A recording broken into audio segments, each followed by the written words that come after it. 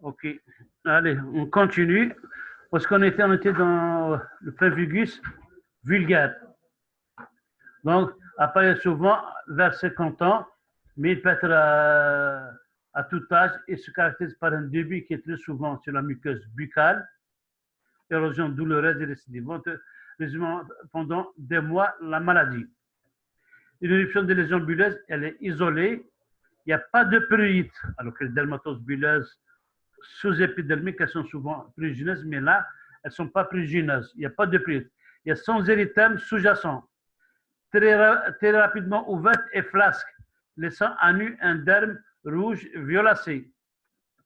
L'association d'une fragilité épidermique majeure, c'est le signe de Nikolsky. À côté d'une bulle, si on fait un petit frottement, il va y avoir l'apparition d'une bulle ultérieurement. Donc, ça, on appelle ça le signe de Nikolsky positif, qu'on ne voit qu'il est positif uniquement au cours des dermatoses bulleuses intraépidermiques auto-immunes. Voilà. Voilà, des lésions bulleuses seront facilement, c'est au niveau des plis, surtout le pemphigus végétant. C'est des lésions arrondies, en bordure, il y a des desquamations. C'est très caractéristique des lésions érosives post-bulleuses. Voilà, il y a la bouche, les doigts, etc. Tout ça. Souvent, c'est des lésions qui évoluent depuis des mois. Après, il y a apparition des lésions au niveau cutané. Voilà. Et facilement se rompent parce qu'elles sont fragiles, superficielles. Elles se rompent facilement en laissant des érosions. Voilà. Vous voyez bien les lésions bulleuses, flasques. Voilà. Ils se rompent facilement. Maintenant, au niveau des plis, voilà. Endobuccal, labial, et parfois même des périonyxis, porteur de l'ongle, qui est très caractéristique du pemphigus. Les pemphigus superficiels, les bulles sont très fugaces et inconstantes. Non, on était au pemphigus profond, maintenant les pemphigus superficiels, inconstantes, sont remplacées par des lésions squameux-croûteuses, parfois prurigineuses, s'habitent sur les zones séboréiques. La zone séboréique, c'est le thorax, c'est le visage, le cuir chevelu, la région interscapulaire. Il n'existe habituellement pas d'atteinte muqueuse. Le pemphigus superficiel. Voilà, c'est la région, le haut du thorax, le haut du dos, voilà. C'est des érosions, ça, un truc. Et après traitement, donc c'est le même malade. Voilà, on fait. C'est le même malade, c'est le 20 décembre 2008. On l'a mis sous corticothérapie. Et le 10-6, après mon traitement, bien truc, tout est rentré dans l'ordre. Un autre malade, c'est une dermatose bulleuse, pemphigus superficielle, séboréique. On a le diagnostic, parce que le diagnostic différentiel, c'est surtout le psoriasis. Et souvent, ils ont été envoyés pour psoriasis. Et quand on voit bien les lésions, on voit qu'il y a des lésions au-dessous des squames, il y a des érosions post-bulleuses. Donc, c'est une dermatose bulleuse. C'est typique d'un pemphigus. Le cuir chevelu, comme ça, on aurait dit que c'est un psoriasis. Mais lorsqu'on examine bien, on voit qu'il y a des lésions bulleuses sous-jacentes. On a aussi, c'est un pemphigus maghrébin, c'est une variété de pemphigus, mais surtout, on a, c'est le truc, c'est phyto-aggravé par la phytothérapie. Parce que chez nous, l'ignorance, la chauche, etc., ils appliquent ça, les trucs, et ça aggrave les lésions beaucoup plus que ça améliore. Voilà. Après le traitement, voilà, tout est rentré dans l'ordre. Voilà. Le diagnostic repose sur le cytodiagnostic. On va les mégots, on fait un petit raclage. Lorsqu'on racle le plancher de la bulle, ça va donner des cellules acontolytiques. C'est des cellules dissociées ayant perdu leur forme habituelle. Parce qu'au niveau de si vous vous souvenez, au début, les kératines, les cellules kératineuses entre elles sont reliées par des desmosomes. Lorsque les desmosomes sont lysés, détruits, donc il y a une formation des cellules acantholytiques monstrueuses. C'est des cellules dissociées. On appelle ça des cellules acantholytiques et c'est caractéristique uniquement du pemphigus. La biopsie qui va montrer en histologie une bulle intraépidermique avec acantholyse et en immunofluorescence indirecte, un dépôt en résille ou en maille de filet interkératinocytaire et d'IgG. Dans le sérum, l'immunofluorescence indirecte, on va trouver la présence d'anticorps anti-substances intercellulaires épidermiques en corrélation avec l'évolution de la dermatose. Plus le taux est élevé, plus la dermatose est sévère. Et dès que le taux est bas, la dermatose elle s'améliore. Anticorps sublisés de smoglosin, on passe. Voilà une bulle intraépidermique. D'accord? C'est la couche basale.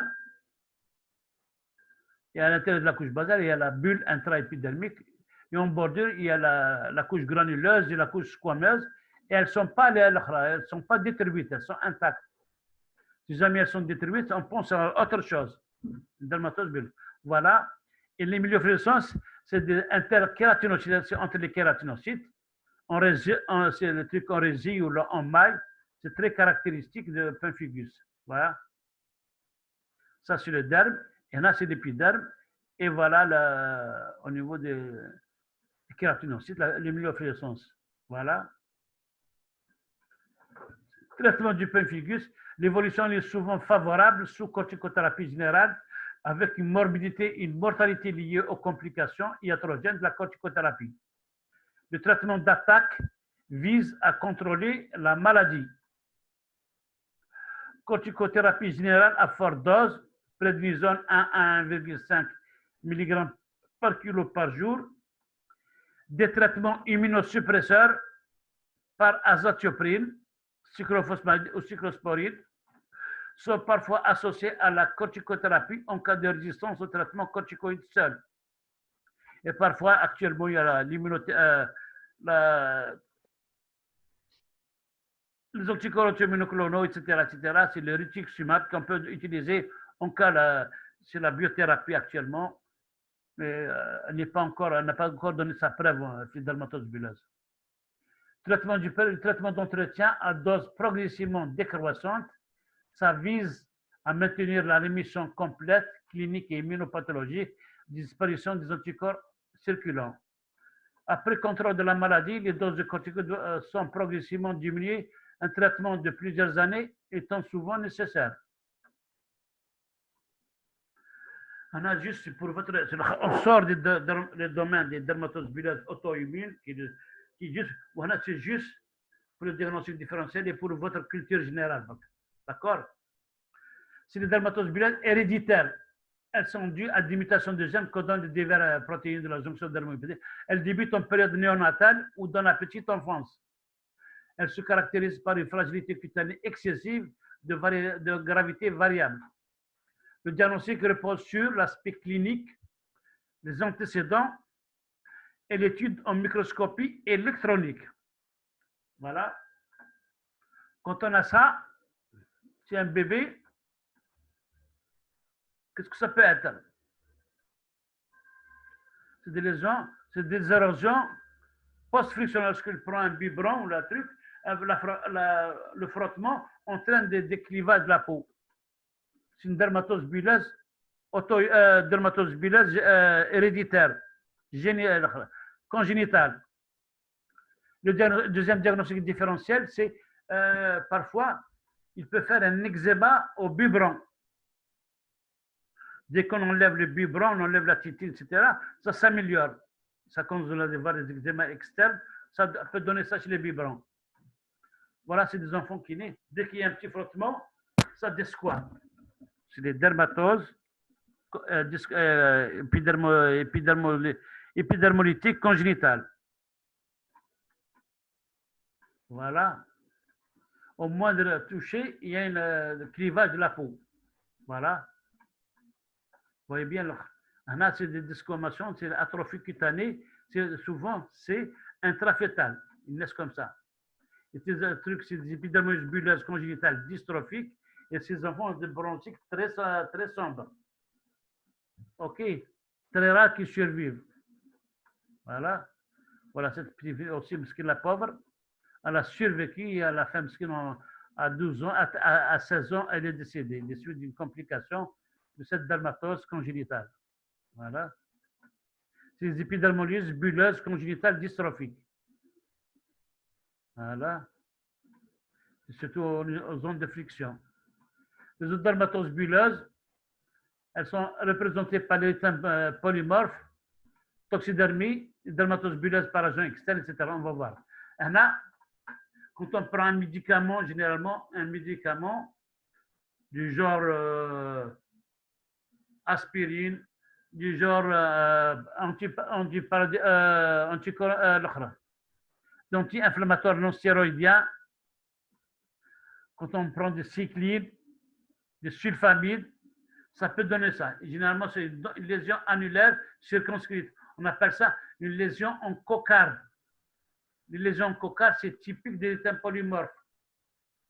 Le lutéin polymorphe, il peut être d'origine, il peut être d'origine médicamenteuse, comme il peut être d'origine virale ou la bactérienne. D'accord? On a le lutéin pigmenté fixe, bulleux. On a c'est médicamenteux. Chaque fois qu'il prend un médicament qui déclenche ça, il y a toujours des lésions qui réapparaissent au niveau des lésions anciennes, ou il y en a d'autres qui apparaissent. On appelle le lutéin pigmenté fixe, bulleux. Et c'est généralement au bout de 10 jours, 14 jours que ça apparaît une lésion. Et souvent, c'est les sulfamides, les anti-inflammatoires non stéroïdiens. Celle-là aussi, c'est le syndrome de Lyle de Steven-Johnson. C'est une forme très sévère de dermatose bulleuse qui peut évoluer vers le syndrome de Lyle. Le syndrome de Lyle, c'est, on dirait, un ébouillanté vif. Vous voyez la peau comme elle est, on dirait du linge mouillé sur la peau. C'est des formes très sévères. Voilà. Celle-là, elle est allée à la plage et elle a badigeonné ses cuisses pour bronzer avec un pommade phytodermatique. Et à la fin, lorsqu'elle rentre, elle est pleine de bulles. Donc, c'est une photodéclenchée, une dermatose photodéclenchée. On a chez l'enfant, c'est un petit bulleux qui est d'origine streptococcique. Voilà. Vulgairement en arabe, on appelle ça tiara parce que ça contamine. Ça commence ici et ça terre, ça contamine ici. Donc on appelle ça vulgairement tiara. C'est un petit goût bulleux d'origine streptococcique. Également. Voilà. On a terminé. Y a-t-il des questions à poser? Je ne sais pas comment. Les dermatoses bulleuses les plus fréquentes, c'est l'intitulé du cours, c'est les dermatoses bulleuses auto-immunes. Et qui dit auto-immune, donc ça dirait les dermatoses sous-épidermiques et les dermatoses bulleuses intra-épidermiques. Les sous-épidermiques les plus fréquentes, c'est la dermatose pemphigoïde bulleuse. Ça touche surtout les sujets âgés. D'accord? Et généralement, les dermatoses bulleuses sous-épidermiques, elles sont souvent prugineuses par rapport aux dermatoses bulleuses. Un petit rappel. Pour les dermatoses bulleuses, les plus fréquentes, c'est les dermatoses bulleuses sous-épidermiques. Il y a le pemphigoïde bulleuse, ça touche le sujet âgé. Il y a la pemphigoïde de la grossesse, ça souvent au cours de la grossesse, généralement c'est à partir de la deuxième, troisième grossesse. Généralement c'est à partir du deuxième, troisième trimestre qu'apparaît la dermatose bulleuse. Ça c'est très caractéristique de la pemphigoïde de la grossesse. Et cliniquement, histologiquement, c'est la même chose que la pemphigoïde bulleuse qu'on voit surtout chez les sujets âgés. Ensuite, la dermatite herpétiforme, ça touche les sujets jeunes, beaucoup jeunes, associés à une entéropathie, intolérance au gluten, une maladie cœliaque. Et surtout, c'est des lésions qu'on peut voir au niveau des genoux, coudes, les fesses et l'épaule, c'est des vésicobuleuses. Et c'est très prugineux. Et le traitement spécifique, c'est la disilone, comme c'est sous le nom de Dapsone. D'accord? Qui est un traitement spécifique et qui est un critère diagnostique. Ensuite, chez les enfants, il y a la dermatose bulleuse, la dermatose à IgA linéaire. D'accord? Ce n'est pas AIGA granulomateuse qu'on voit au cours la,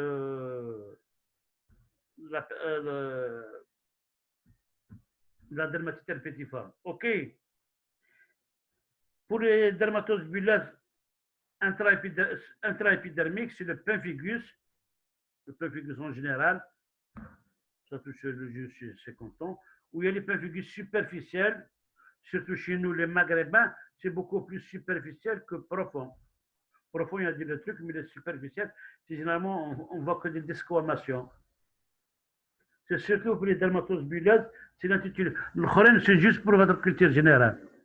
En plus, pour votre culture, vous allez, très simple, vous allez à Google et vous cherchez Doctissimo, etc. Et vous allez voir les dermatoses bulleuses et vous allez voir si le cours, c'est le même cours. À part qu'il y a les photos qui sont un peu. OK. À demain. Demain, Inch'Allah, on va voir les dermatoses bulleuses, dermatoses parasitaires et tuberculeuses. J'espère que ça va s'améliorer. OK.